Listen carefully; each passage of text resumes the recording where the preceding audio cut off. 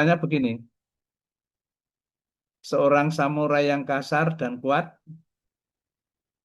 terkenal karena keberaniannya, tapi juga pemarah dia. Suatu hari dia pergi ke rumah Master Zen itu yang bernama Hakuin. Ya, Hakuin itu dia orangnya pendek, ya, tapi pendiam juga, tidak banyak bicara. Ya.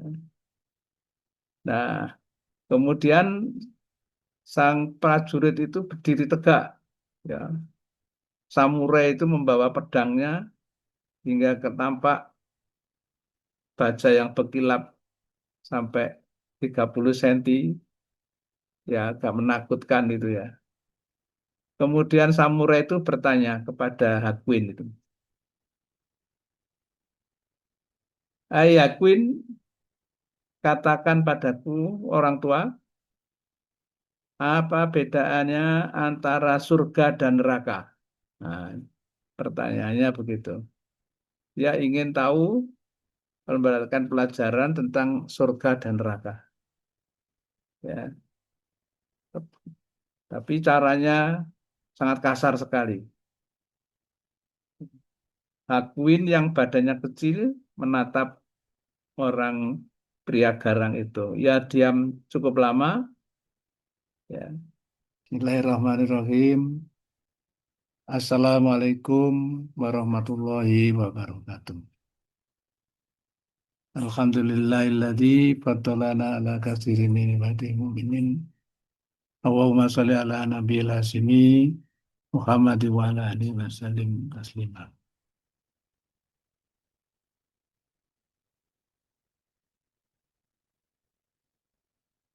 Mohon izin apa? Pada malam hari ini, Alhamdulillah, kita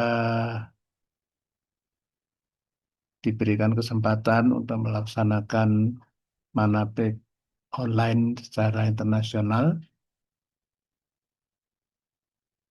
Terima kasih yang sudah hadir para wakil talqin pada malam hari ini, Kiai Mahya, Kiai Asgor Mardani, Kiai Hasan Bakri, Kiai Mustafa, Kiai Anang, Kiai Hasari, Kiai Samsul Muafi, dan yang mungkin tidak bisa saya sebutkan. Dan khususnya pada malam hari ini, kita doakan semoga pemangku hajat Jajah Nur Heliani dimudahkan rezeki yang halal, dijauhkan segala musibah dan mara bahaya. Alhamdulillah, sudah lama saya tidak ikut mengisi manakib online ini. Pada malam hari ini, saya mengikuti apa yang disampaikan oleh Pak Kiai Asgor Mardani beberapa waktu yang lalu menceritakan tentang manakib perjalanan ke Timur Tengah. Nah, Alhamdulillah saya pada bulan September yang lalu saya juga diperjalankan dan diberi tugas oleh Abah untuk menjalankan manakib di Jepang.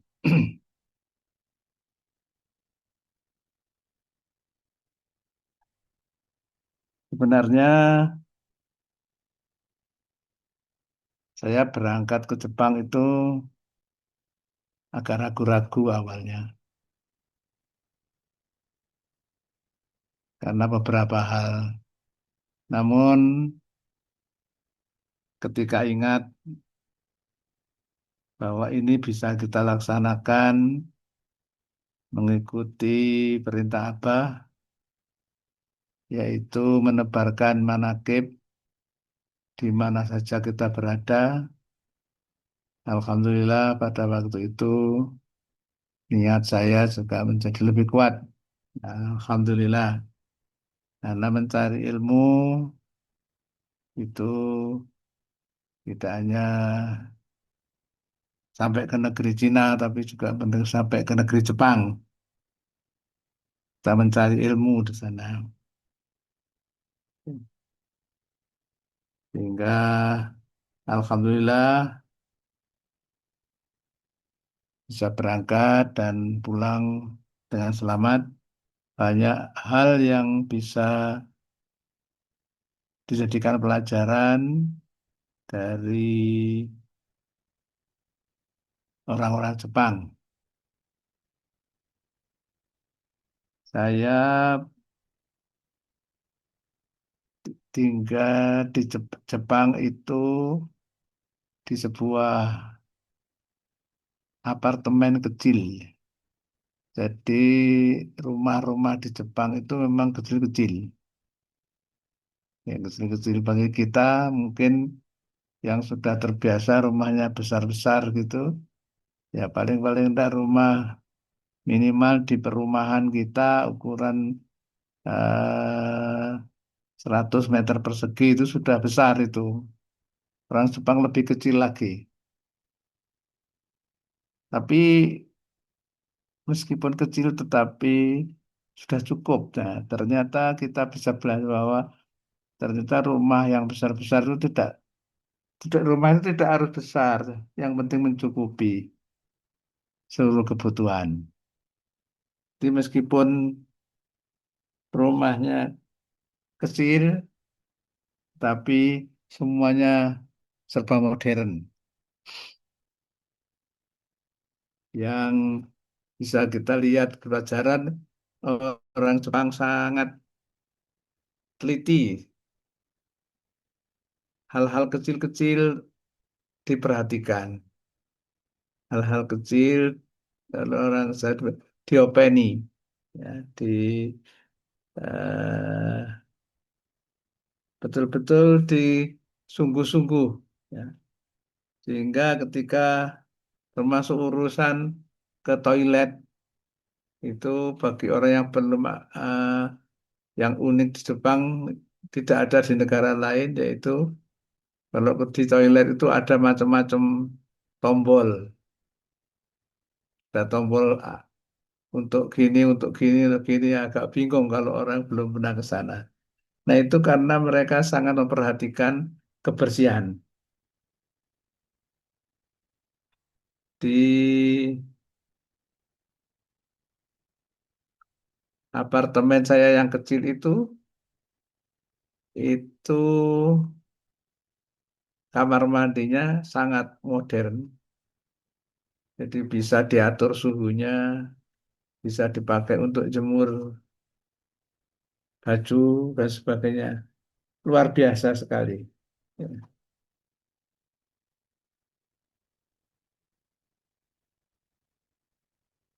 Tokyo yang sangat modern itu adalah kota yang sangat luar biasa ramenya. Jalur kereta api itu adalah yang paling ruwet, ya paling ruwet tapi paling lancar. Beda-beda kalau di Indonesia ya. Paling ruwet tapi paling lancar, sangat 3 menit sekali datang. Tapi padahal itu dibandingkan dengan negara-negara lain, misalnya di Istanbul, di Dubai gitu, itu sangat simpel. Kalau Jepang itu sangat banyak sekali jalurnya simpang siur simpang, tapi semuanya rapi. Karena memang ciri orang Jepang itu adalah disiplin, sangat disiplin, sangat memperhatikan kebersihan, rapi, ya. Tidak ada sampah di pinggir jalan. Jadi kalau kita mau buang sampah itu bingung, nggak ada tempat sampah. Jadi biasanya kalau orang Jepang pergi pergi membuang sampah itu sampahnya dimasukkan ke dalam tasnya sendiri-sendiri. Nanti baru di rumah dimasukkan ke tempat sampah. Ya. Tidak ada orang yang makan di pinggir jalan. Tidak ada yang makan di kereta. Disiplin semuanya. Ya. Tidak ada yang ngobrol. Ya. Seperti di di dalam kereta di jalan-jalan itu orang disiplin semuanya. Bersih. Ya.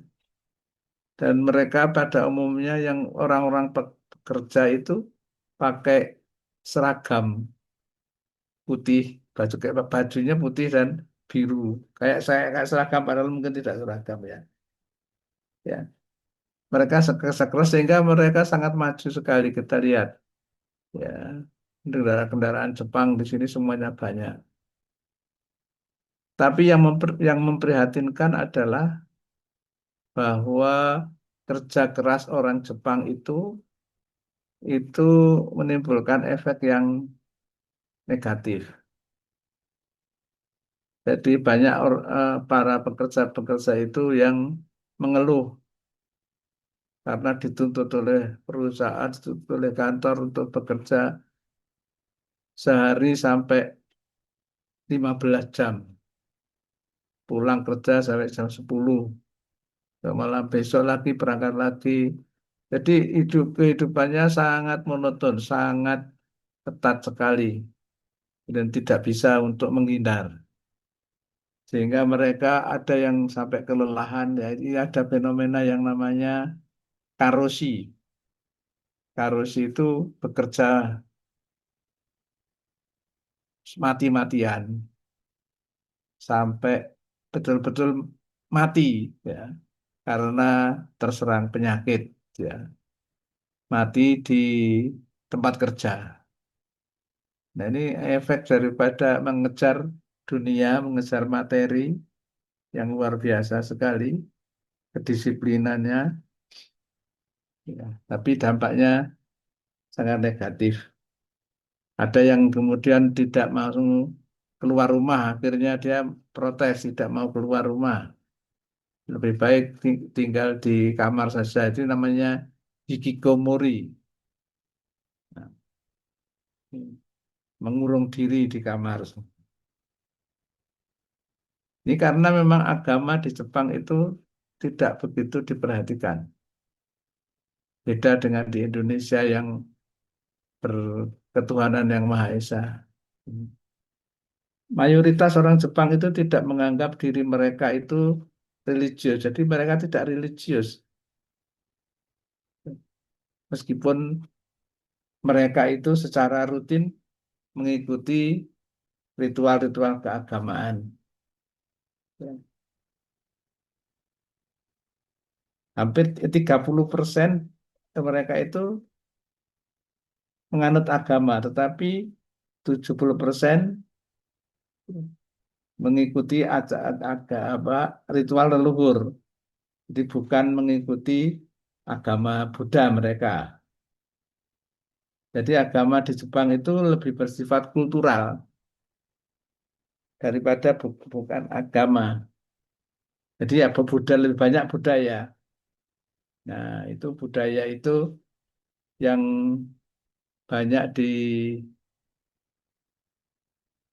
diikuti adalah mengikuti tradisi yang disebut agama Shinto. Agama Shinto itu sebenarnya adalah budaya.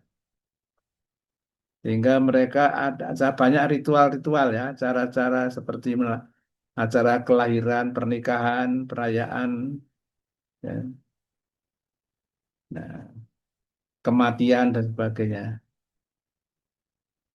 Nah, sehingga orang Jepang sendiri mengatakan kalau mereka itu lahir sebagai penganut Shinto, tapi kalau mati mengikuti agama Buddha. Hmm. Jadi ada selain Shinto, mereka itu punya agama resmi, agama yang banyak dianut oleh orang Jepang itu agama Buddha.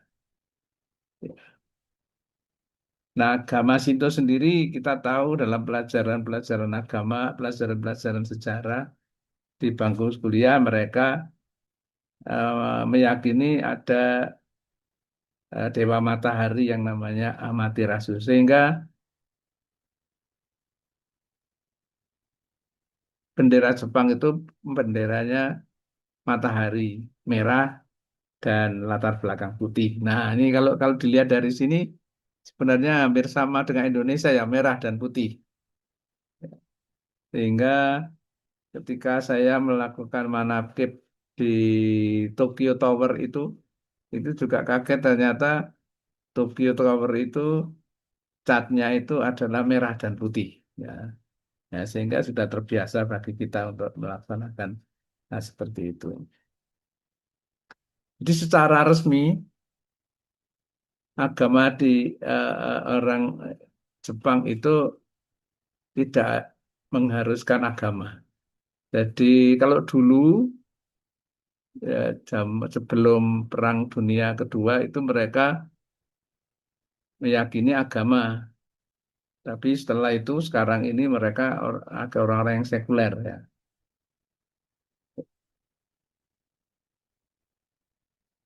Tapi jumlah umat Islam di sana saat ini itu ya memang masih sedikit, sedikit sekali. Diperkirakan di umat Islam di Jepang itu sekitar nol, jadi tidak ada 1%. Dan masjid di seluruh Jepang itu hanya 120. Nah, ini artinya adalah bahwa eh, masih terbuka lahan untuk dakwah kita di Jepang, dakwah Torekot. Ya. Pada waktu sholat Jumat, saya waktu itu mencari sebuah masjid, namanya Masjid Jamek. Kalau di Indonesia masjid itu masjid Jamek itu biasanya masjid yang besar, banyak jamaahnya.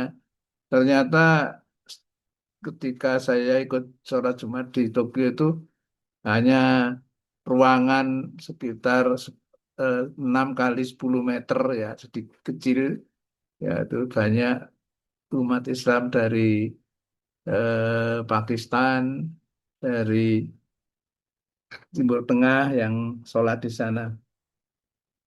Nah, sehingga memang kita sangat memerlukan menyebarkan dakwah ke Jepang di sana.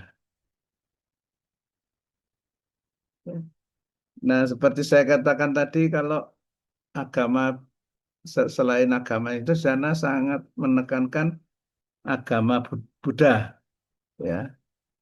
Nah, agama Buddha itu yang sering disebut apa aliran Zen, Zen Buddhism, Buddhisme ya, ya, agama Zen Buddha, Buddha Zen. Ya. Yang ini sebenarnya banyak kemiripan dengan mirip tarekat sebenarnya. Jadi mereka banyak latihan meditasi. Meditasi duduk diam. Jadi persis kalau kita sedang melakukan zikir kopi. Cuman bedanya kalau mereka itu meditasi mengosongkan pikiran. Hanya mengamati pikiran yang ada. Jadi kosong. Nah, sementara kalau kita itu kita isi. Pikiran hati kita itu kita isi dengan zikir kopi, asma Allah. Nah, ini yang beda dengan eh, kita. Ya. Tapi beberapa prinsip sama. Ya, ada beberapa yang sama ya. Nah, seperti misalnya saja ada sebuah eh,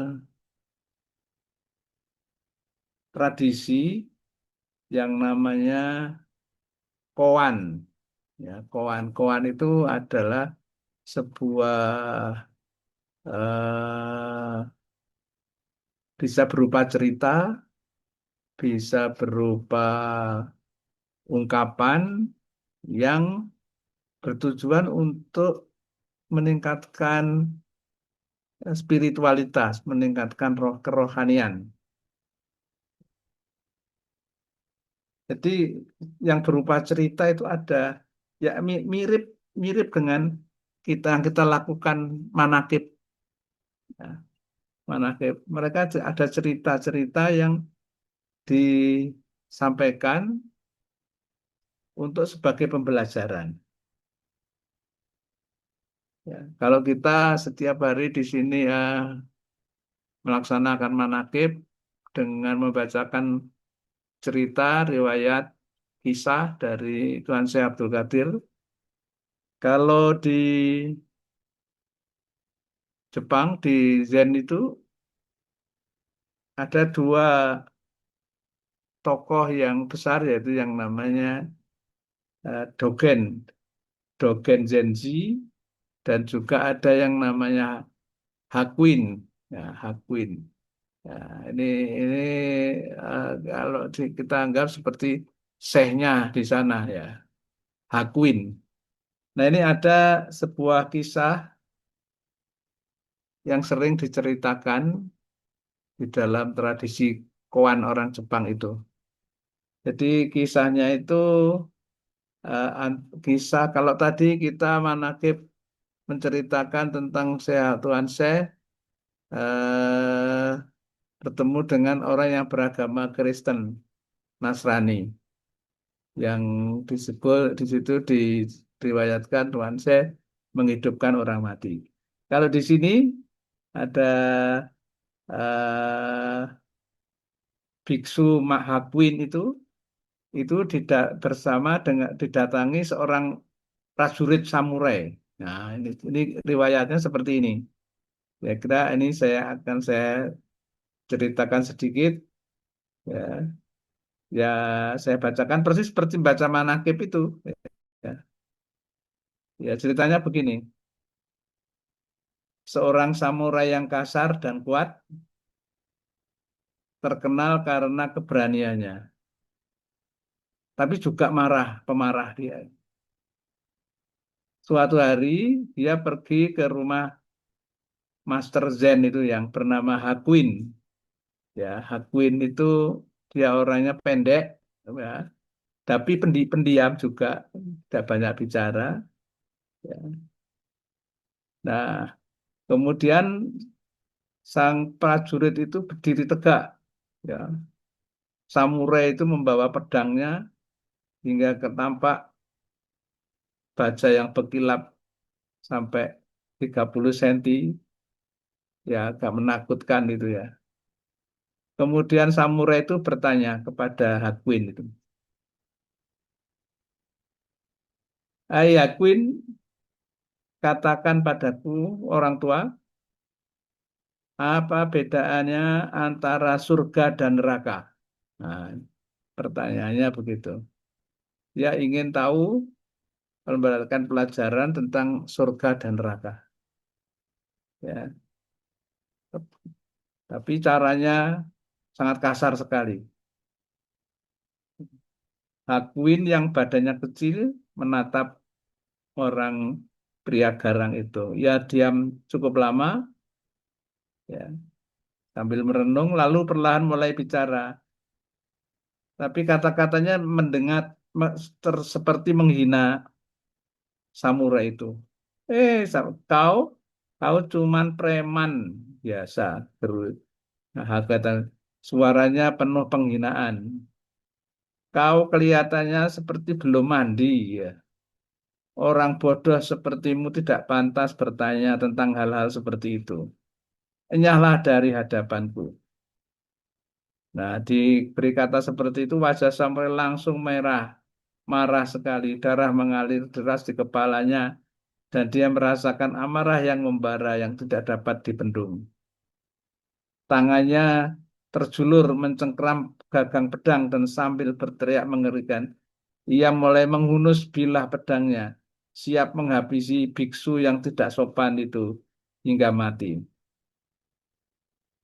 Saat pedang itu terlepas dari sarungnya, Hakuin hanya menatap prajurit yang geram itu dan berkata dengan sangat lembut, "Nah, itu yang namanya neraka." Ya, sang samurai tiba-tiba terdiam. Kata-kata Hakuin itu menembus kabut amarah yang membutakannya. Dan tiba-tiba dia mengerti bahwa amarahnya itu adalah hakikat dari neraka yang ditanyakannya. Nah, dia sadar bahwa oh, nah, namanya neraka itu adalah seperti kondisi marah, panas. Ya. Nah, lengannya kemudian mengendur, pedangnya jatuh tanpa cedera di lantai. Air matanya mengalir di matanya saat dia menyadari kebodohan dan kesombongannya sendiri. Samurai itu membungkuk rendah menghormati Hakuin sebagai bentuk rasa terima kasih dan kesadaran yang mendalam. Nah, Hakuin menatap prajurit yang kini tenang dan menangis itu. Nah, itu Hakuin sambil senyum. Itulah namanya surga. Nah, ini kisah ini menarik sekali karena untuk memberi pelajaran kepada seseorang yang mungkin terasa punya sikap pemarah dan kurang memikirkan sesuatu, itu melalui contoh yang konkret, contoh yang konkret. Maka memang kisah-kisah seperti ini banyak sekali kita kita sampaikan di dalam manakib ya. Di dalam Al-Quran sendiri saya kira kan kita banyak banyak sekali kisah-kisah kisah-kisah cerita-cerita para nabi-nabi dan para orang-orang soleh. Tujuannya tidak lain adalah sebagai pembelajaran. Orang belajar, orang memberi pelajaran kepada orang lain, itu tidak cukup hanya dengan nasihat. Nasihat itu kadang-kadang mental, tidak diterima. Tetapi pelajaran yang melalui cerita, melalui kisah, melalui contoh-contoh, nah itu insya Allah itu justru malah menjadi pelajaran yang sangat berharga. Sehingga yang kita lakukan manakib ini bukan sekedar manakib ya, bukan sekedar, tapi ini adalah pembelajaran rohani kita. Cerita itu bukan hanya cerita mangkoba-mangkoba yang ada di dalam manakib ini, itu secara rutin kita pelajari, kita dengarkan, kemudian kita simak maknanya, ya, itu akan memberikan suatu pengalaman rohani yang luar biasa bagi kita untuk meningkatkan. Sehingga tadi ketika kita mendengar manakib itu, ya, itu bukan suatu hal yang sekedar ritual, pembelajaran rohani bagi kita semuanya. Sehingga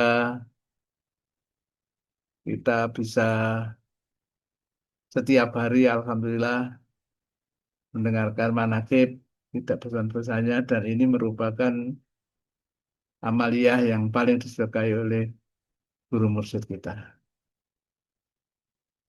Semoga kita senantiasa diberikan kekuatan untuk tetap menjalankan eh, melaksanakan manakib ini secara online dan internasional. Insya Allah barokah semuanya, segalanya dan selamanya. Barokah bangsa Paus. Al-Fatihah. Bismillahirrahmanirrahim. Maliki yaumiddin. Ya Allah. Ya, kenapa? Amin. Amin. Terima kasih. Mudah-mudahan bermanfaat. Mohon maaf kalau ada kekurangan. Billahi taufiq wal hidayah. Wassalamualaikum warahmatullahi wabarakatuh.